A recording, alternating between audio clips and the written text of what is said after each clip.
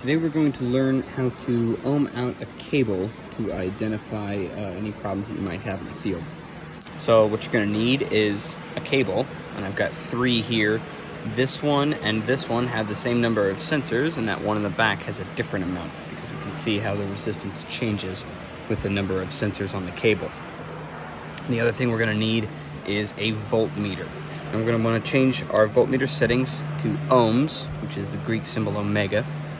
And then we are going to ohm out our cable here. Now you don't need to be hooked up to a DC board or a B board or anything like that. You just need to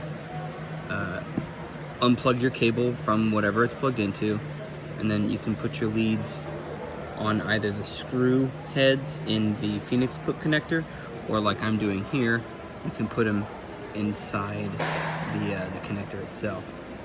Now if your leads aren't small enough, then they won't fit inside, but you can always put them on screws. So just like that is what I've got. If I look over here, I see I've got some number of ohms. Now the ohms don't matter in particular. That's not usually what we're concerned with. What we're concerned with is, do I have a number of ohms? And I do. So that means that this cable is likely fine. And it also means that I have continuity from this point here on my Phoenix clip all the way through all the wiring, through the cable to the from each side of the cable to the other. So you can see in the cable here we've got our positive and our negative side on either of those ends. You can see the cable running through here.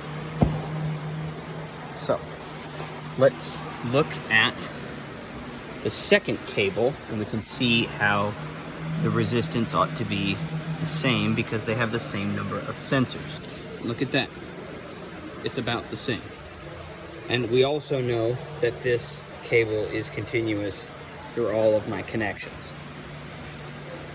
If we had another cable on site and it had a different amount of sensors, we would expect not for the resistance to go up, but we would expect it to go down.